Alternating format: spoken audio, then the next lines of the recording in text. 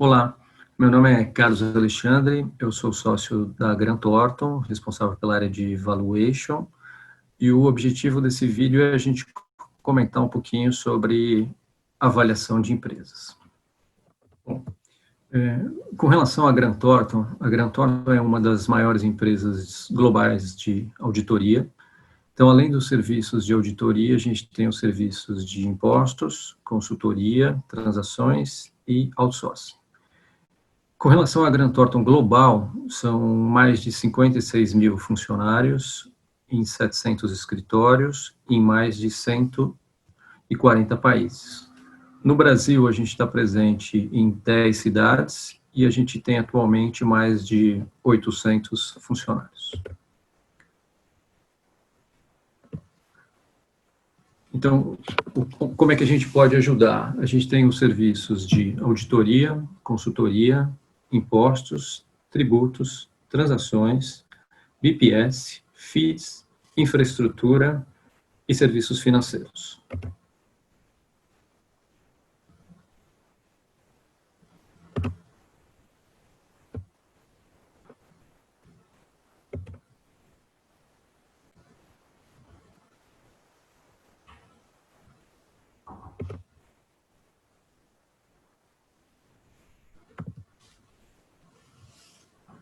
Então, na Grant Thornton, a gente consegue trabalhar com empresas de todos os portes, de todos os setores. Pode ser uma startup, pode ser uma empresa de pequeno porte, de médio porte, de grande porte, ou grandes companhias, inclusive as com capital aberto.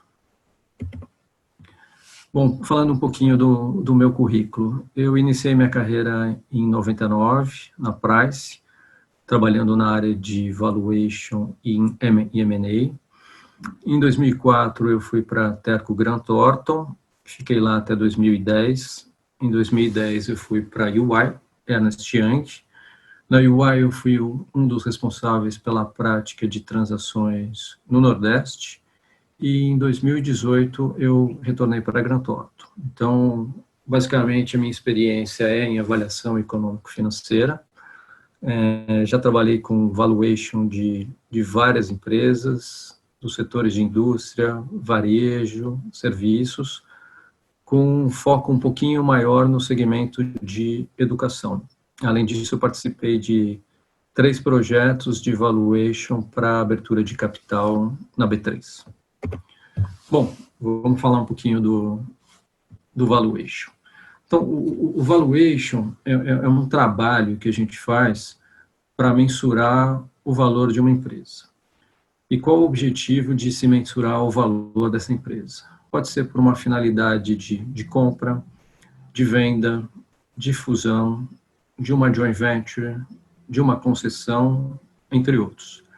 Além disso, a avaliação serve para fins de compliance, no caso de se mensurar o valor justo de uma companhia, de suportar o preço pago em uma transação ou de suportar um ágio que foi contabilizado em função dessa transação.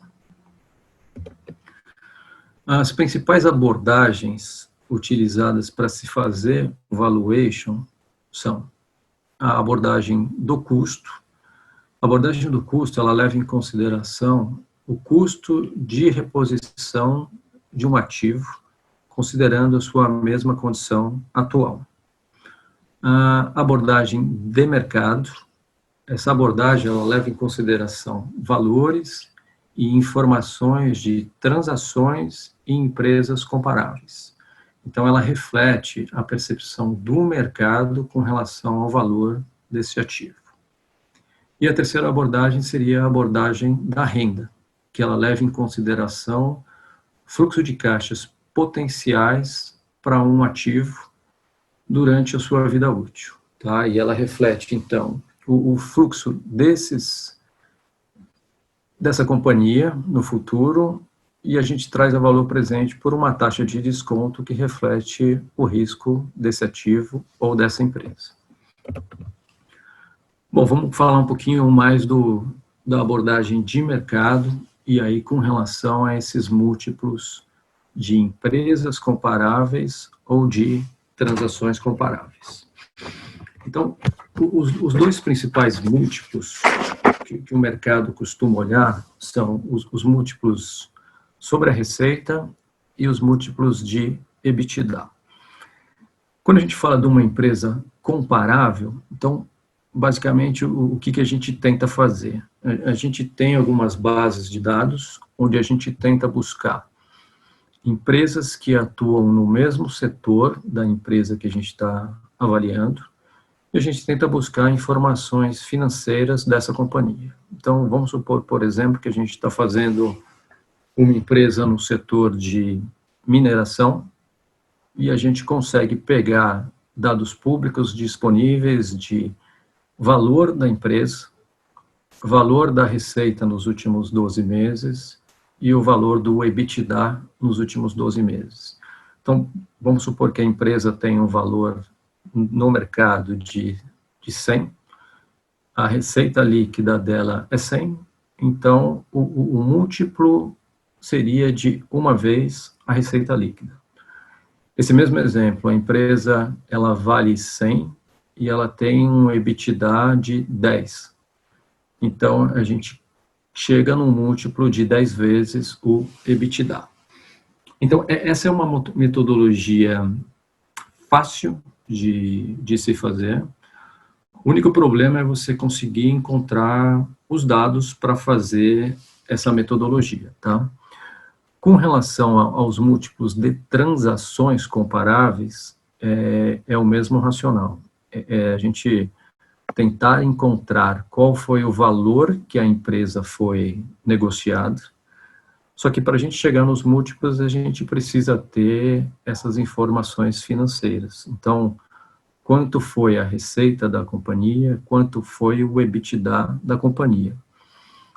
A grande dificuldade aqui é que, às vezes, tem a informação da transação, mas a gente não tem todos os elementos para conseguir chegar neste múltiplo. Às vezes, tem uma divulgação que a empresa foi negociada por um valor X, mas não tem o valor da receita, nem o valor de EBITDA dessa empresa, tá?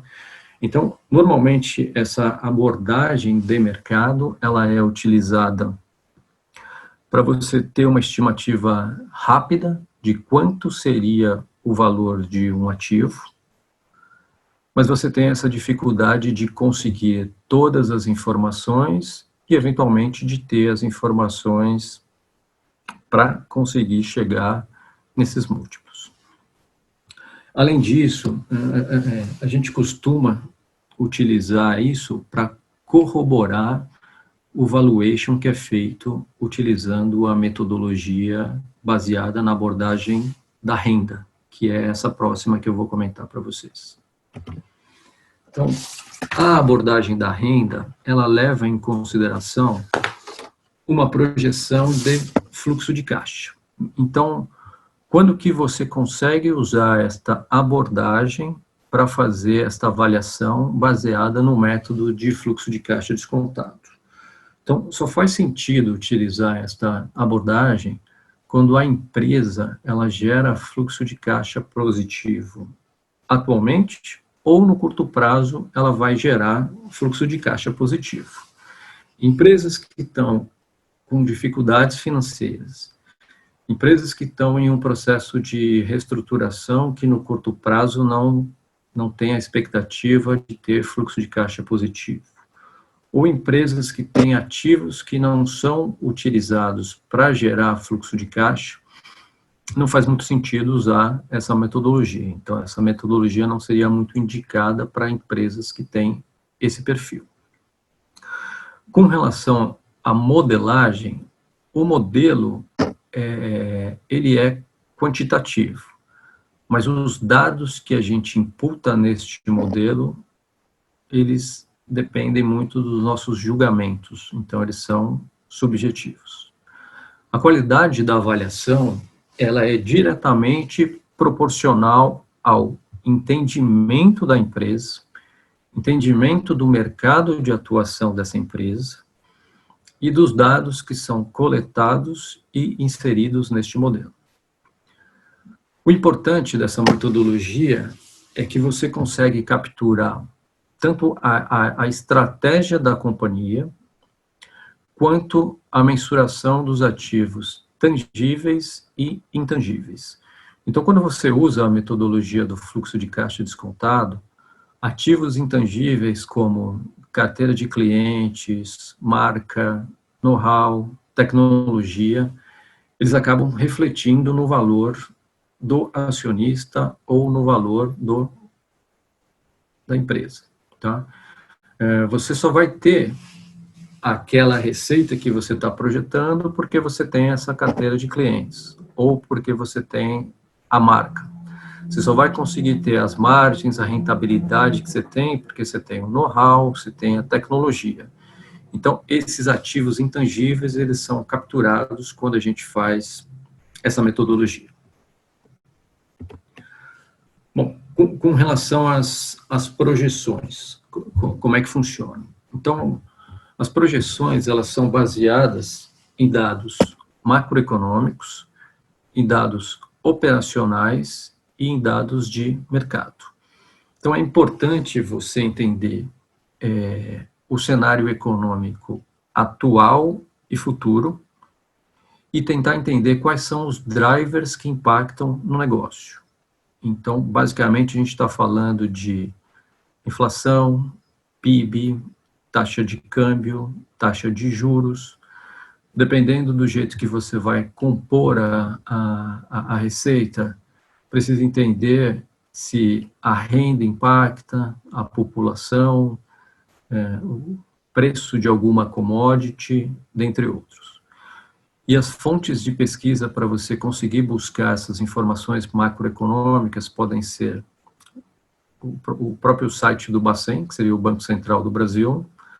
Lá tem o relatório Focus, pode ser alguns relatórios de banco, de institutos do governo, ou algumas fontes privadas. E aí são fontes que têm banco de dados, pode ser uma Bloomberg, Reuters, Capital IQ, Economática, entre outros.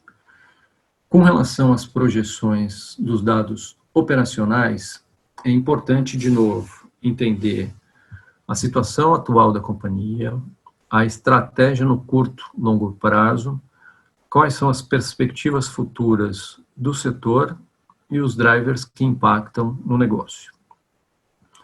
É importante você ter dados contábeis e gerenciais históricos para entender a composição de custos, a composição de receita, a composição de despesas, de investimento, dentre outros.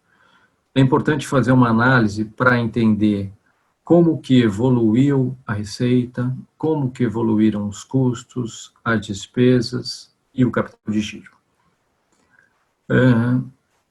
As fontes aqui são demonstrações financeiras contábeis, gerenciais e relatórios da companhia. Com relação aos dados de mercado, é importante entender o posicionamento da empresa neste mercado, quem são os principais concorrentes, quais são os KPIs que a indústria ou o mercado analisa, e se ela tem alguma regulamentação específica. Por exemplo, vamos supor que algum setor tem algum incentivo fiscal, então seria importante considerar isso na avaliação econômico-financeira. Com relação ao mercado, as fontes disponíveis são relatórios setoriais, relatórios de banco, relatórios de associações. Bom, aqui é uma estrutura de como seria a composição deste fluxo de caixa. Então, com relação à demonstração de resultados, tem a receita líquida, os custos, menos as despesas, a gente tem lá o EBITDA, que seria a geração de caixa. Depois tem a depreciação, o pagamento de imposto de renda e contribuição, e aí o lucro líquido. Com relação ao balanço patrimonial, é importante entender as contas de ativo circulante, de passivo circulante e de capital de giro. É importante entender como é que evoluiu esse imobilizado, e aí o que tem de ativos e passivos residuais e de dívida líquida. A composição do fluxo de caixa é baseada, a primeira parte, nas demonstrações de resultados. Então, o primeiro componente da composição do fluxo de caixa seria o EBIT, que é consequência da receita, dos custos, das despesas e da depreciação que foi projetada. Aí tem o pagamento de imposto de renda e contribuição. Como a depreciação não tem um efeito caixa, ela volta como se fosse positivo. Aí tem todos os investimentos em CAPEX e a variação do capital de giro, que é baseado nessa análise do ativo circulante, das contas operacionais, por exemplo, contas a receber, estoques, e do passivo circulante, por exemplo, fornecedores, obrigações trabalhistas, obrigações tributárias. Então, o EBIT, menos o imposto de renda, mais a depreciação, menos o CAPEX, aí mais ou menos a variação de capital de giro, a gente tem o fluxo de caixa livre para a empresa. Quando vocês estão fazendo essa projeção, é importante você seguir alguns critérios. Por exemplo, se na projeção que a gente está fazendo, a gente considerar a inflação, a taxa de desconto ela tem que ter o componente inflação. Então, a gente estaria trabalhando com um modelo em moeda nominal. Se nas projeções não tem nenhum efeito de inflação, nem na receita, nem nos custos, nem nas despesas, nem nos investimentos, a taxa de desconto que a gente traz a valor presente esse fluxo não pode ter a inflação. Então, a gente estaria trabalhando numa moeda real. Outro ponto é o corte dessa avaliação. Então, normalmente, para se fazer uma projeção, a gente define uma data base, que seria uma data de corte. Por exemplo, vamos supor que a gente vai fazer uma avaliação com a data base de 31 de dezembro de 2019.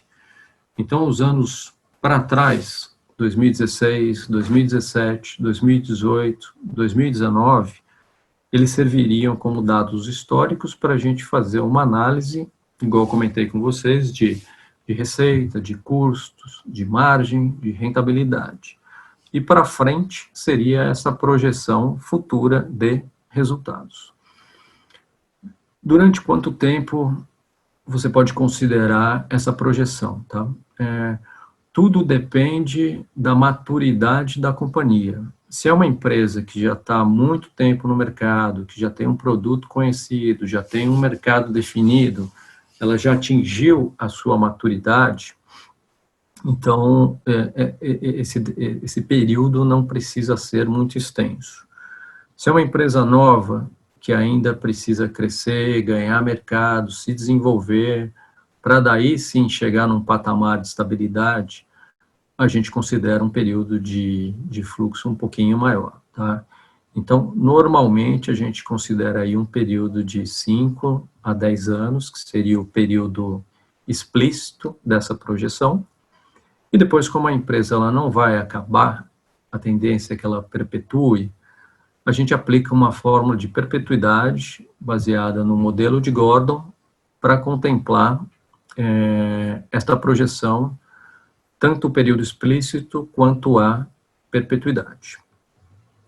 Aqui, quando a gente está falando de uma concessão ou de algum ativo que tem uma vida útil definida, a gente usaria o fluxo até o fim desse ativo. Então, a gente não colocaria a perpetuidade.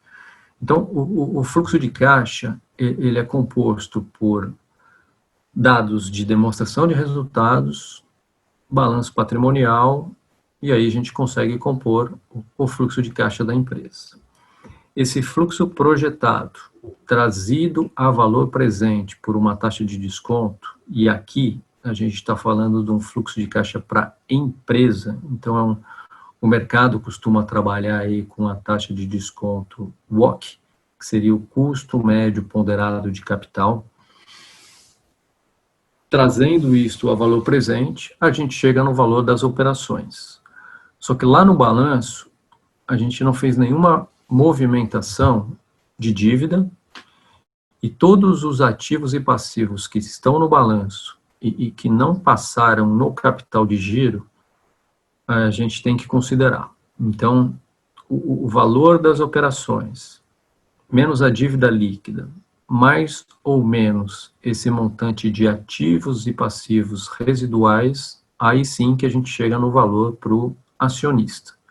Então, um primeiro valor seria o valor da empresa, e o valor da empresa ele é descontado pela taxa WACC, tirou toda a dívida, considerou ativos e passivos residuais, a gente chega no valor para o acionista. Numa negociação, numa transação, normalmente é feito um processo de diligência, no sentido de corroborar os dados das demonstrações financeiras e mensurar eventuais contingências que não estejam contabilizadas.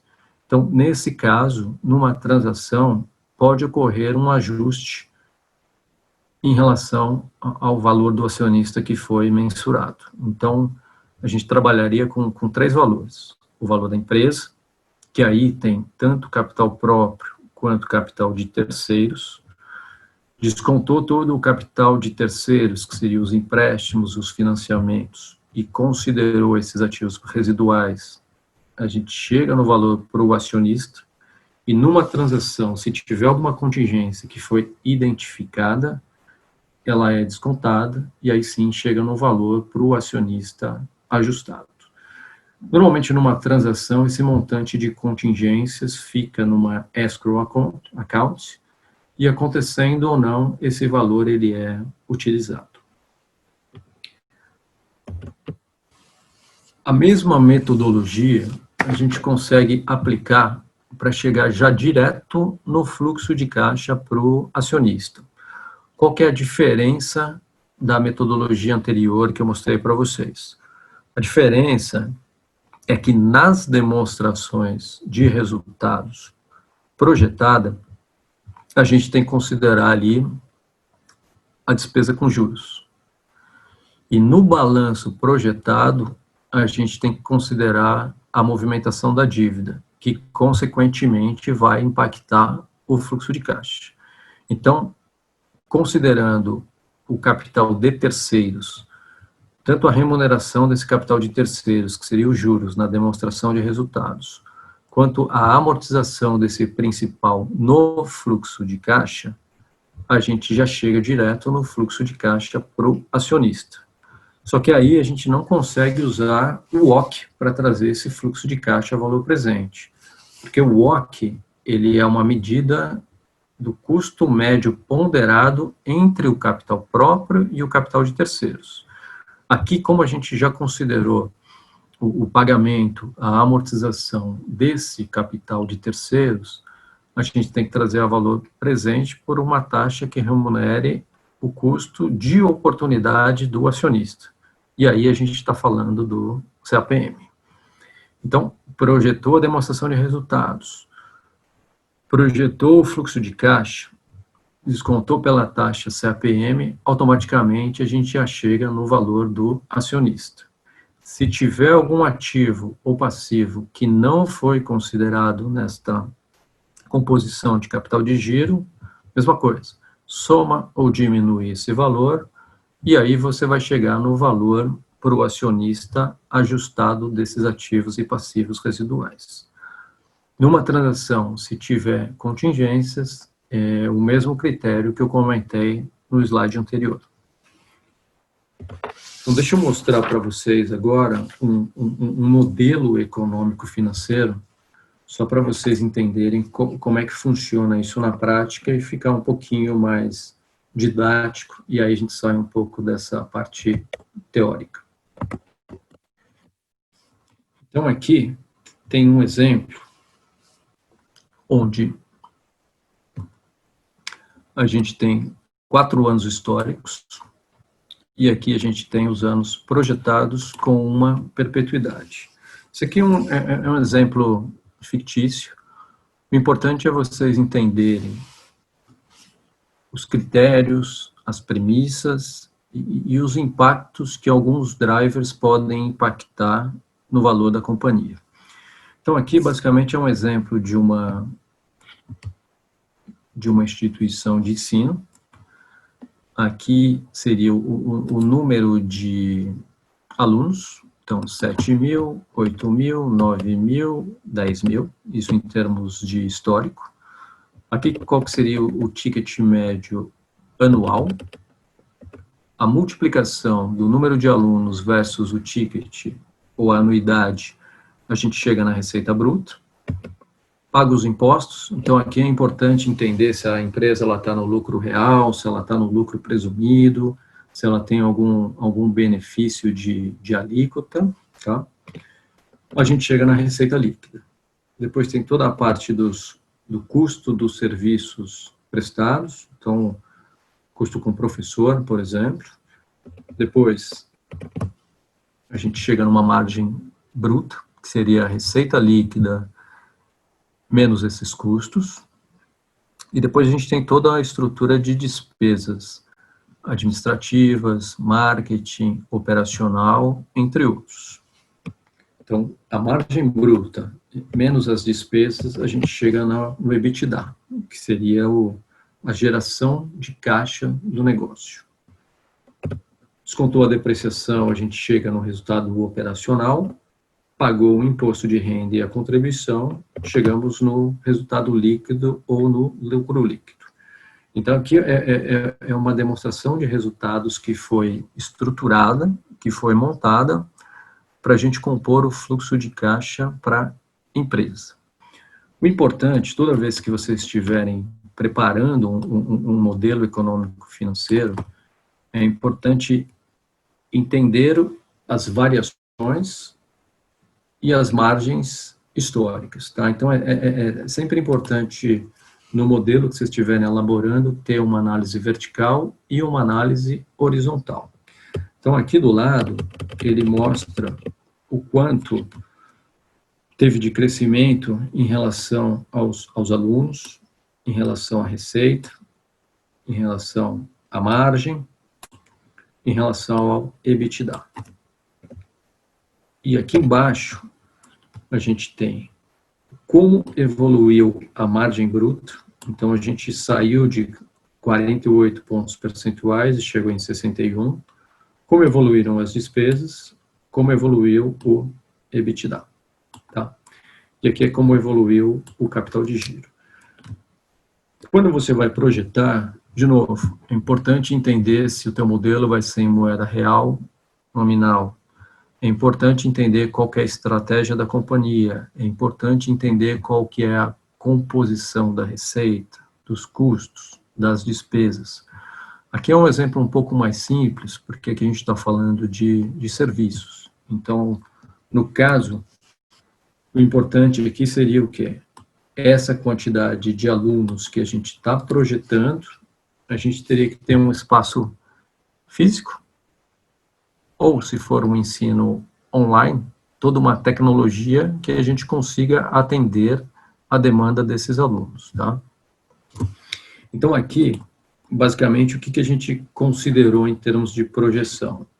Aqui tem uma sensibilidade considerando um crescimento de alunos de 5%, flat, e um crescimento da mensalidade de 4%, que seria mais ou menos equivalente a uma inflação projetada.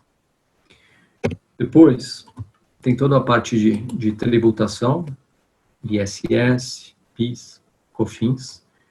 Depois, os custos desse serviço. Então, de novo, aquilo que eu comentei com vocês, é importante entender a estratégia da companhia e se está coerente esse crescimento de número de alunos para a estrutura da instituição. Depois tem toda a parte de despesas. Então, a premissa que está sendo considerada é que vai ser no patamar de 11% da receita. Então, no passado, essas despesas variaram de 17% a 11,4%. A premissa que está aqui é de 11%. Consequentemente, a gente tem um EBITDA projetado. Então, no passado, esse EBITDA saiu de 30, foi para 50, e durante esta projeção aqui, ele está no patamar de 51%. Aqui está um pouco mais simplista o modelo, tá? Então, de novo, importante entender se faz sentido com o que a gente tem de estratégia, com o que a gente tem de estrutura, e é importante também entender se esse parâmetro ele está alinhado com participantes de mercado, com empresas comparáveis que atuam no mesmo setor. Pagou o imposto de renda, 34%, e aí a gente compôs aqui pelo menos até o EBIT, que é o que a gente vai precisar usar para a composição do fluxo de caixa. Então, de novo, coerência das premissas, dos critérios, um bom entendimento de como foi o passado e dessas métricas que vocês estão projetando. A composição do fluxo de caixa, então, é o EBIT, que vem lá de cima da demonstração de resultados, pagou o imposto de renda, voltou à depreciação, que é positivo, a necessidade de capital de giro, o CAPEX, que seria todo o investimento imobilizado, e a gente chega no fluxo de caixa livre para a empresa. Aqui, no fim, a gente considerou um fluxo estabilizado e a gente faz um cálculo de perpetuidade aqui embaixo. Então, esse fluxo de caixa livre que está nominal aqui, a gente aplicou uma taxa de desconto de 14,3%. Eu já mostro para vocês como é que a gente chegou nela, tá? Que é a taxa do custo médio ponderado de capital WACC, porque a gente está fazendo fluxo de caixa para a empresa.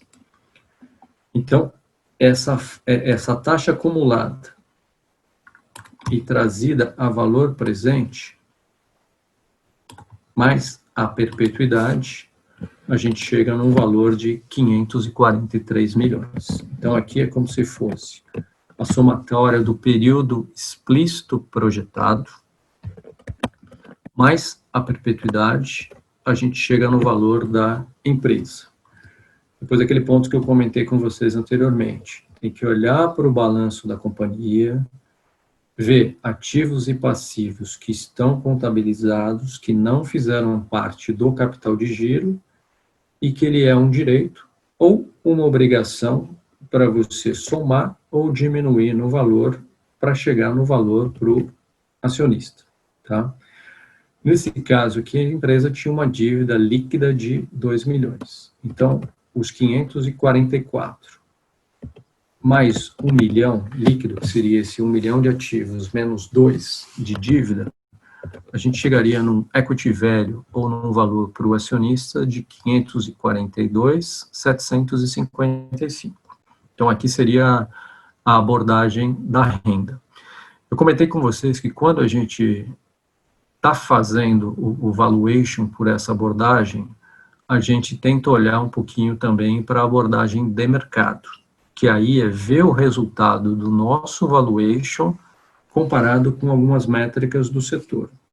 Então, esse valuation, com essas premissas que a gente usou aqui, de 5% de crescimento no número de alunos, 4% no valor da anuidade, 8,65% de imposto, travando uma margem de 62%, uma estrutura de despesas que representa 11% da receita líquida, e uma necessidade de capital de giro de 5,5% da receita líquida, faz com que a gente chegue nesse valor de 543 para a empresa. Se a gente comparar esse valor de 543 com a receita líquida histórica de 12 meses, que no caso foi no patamar de 110 milhões, a gente estaria chegando num múltiplo de receita de 5 vezes. Se a gente pegar esse mesmo valor da empresa e comparar com o EBITDA histórico de 55 milhões, a gente estaria chegando num múltiplo de 10 vezes a receita. Bom, agora o que a gente pode mexer aqui, para vocês terem uma noção do quanto isso reflete no modelo de vocês. Então, aquilo que eu comentei, esse modelo é um modelo quantitativo, mas o resultado que ele gera aqui depende da qualidade das informações que vocês colocam nesse modelo. Então, vamos supor que a gente tem capacidade e a gente entende que esse volume de alunos ele pode crescer um pouco mais. Então, ao invés de crescimento de 5%, vamos colocar um crescimento de 7%. O nosso valuation aqui, ele passou para 625 milhões, consequentemente, o nosso múltiplo de EBITDA, que era 10, passou para 11,5. O que é importante? É importante ver se o modelo está todo amarrado. Então, como a gente cresceu ali o número de alunos, tem que ver se está funcionando. Então, ó, o 7 aqui está crescendo para o número de alunos e, consequentemente, a nossa receita bruta está crescendo 11,3. Deixa eu voltar aqui para 5. Vamos supor que a necessidade de capital de giro ela é um pouco maior do que a gente havia analisado. Então, vamos supor que ao invés de 5,5%, ela vai ser 9%. Então, como a tua necessidade de capital de giro ela aumenta, a gente precisa deixar mais dinheiro na operação. Consequentemente, esse fluxo de caixa diminui e diminui o valor da companhia aqui. Vamos voltar para 5,5.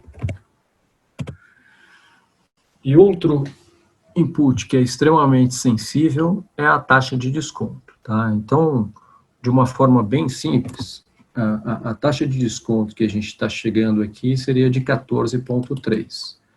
Essa taxa de desconto, como eu comentei com vocês, é um mix do custo do capital próprio e do custo do capital de terceiros. Então, é importante entender a participação que tem o capital próprio e quanto tem de capital de terceiros. Nesse caso aqui, 75% é capital próprio, 25% é capital de terceiros. Tem um custo para esse capital próprio, tem um custo para esse capital de terceiros. E esse ponderado a gente chega na taxa de 14,3. A taxa livre de risco, vamos falar um pouquinho de como é a composição do custo do capital próprio ou o CAPM, quando vocês forem descontar o fluxo de caixa para o acionista. Então, basicamente, o primeiro item que compõe essa taxa de desconto é a taxa livre de risco. É você investir num ativo onde o risco é baixo. Então, o mercado entende que essa taxa livre de risco, como referência, poderia ser uma taxa do governo americano, um T-bond de 10 anos, de 20 anos, de 30 anos. Nesse caso aqui na composição, a gente usou um T-bond de 10 anos.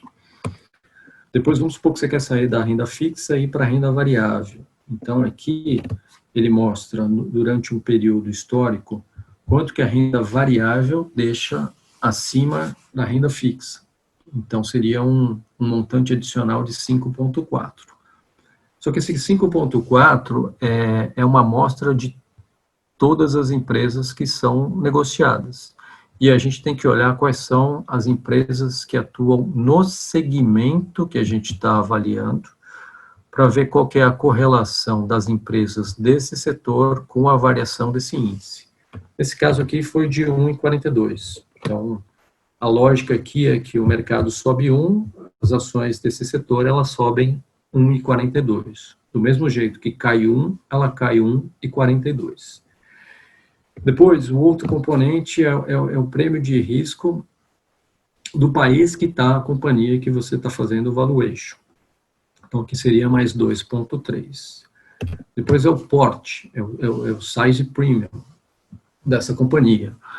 Então, com relação ao porte, tem o Ibotsson, que é uma referência que o mercado usa.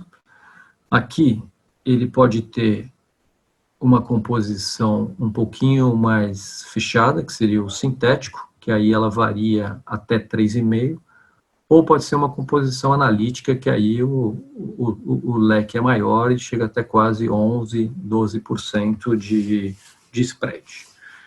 E depois, se o nosso modelo está em moeda nominal, a gente precisa considerar aqui a inflação. Bom, aqui, considerando todos esses inputs, a gente chegaria a uma taxa a um custo de capital próprio próximo a 17%. E depois, se a gente considerar o custo da dívida, um spread e o tax shield, que é como se fosse o benefício dos 34% em função do imposto de renda e contribuição, a gente chegaria numa taxa líquida de 7,2% para o custo da dívida. Então, 75% a 17%, 25% a 7%, a gente chegou lá no 14,3%.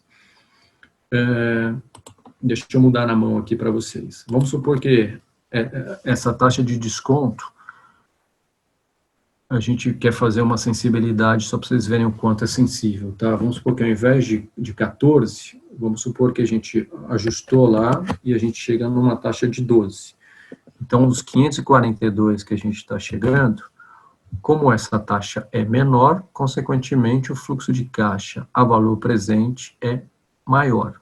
Então, vocês estão vendo aqui que 2 pontos percentuais, a empresa saiu de 540 para 710. Tá? A mesma coisa, se a gente subir um pouco essa taxa de desconto, então vamos supor que a gente vai lá para 16%.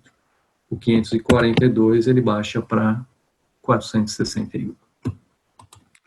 Bom, então a ideia aqui era mostrar para vocês,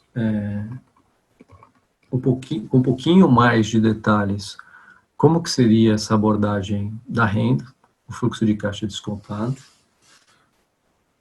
o impacto que tem as premissas, os inputs que vocês colocam nessa modelagem, e como é que você compõe o fluxo de caixa, perpetuidade e o valor da companhia. Ok?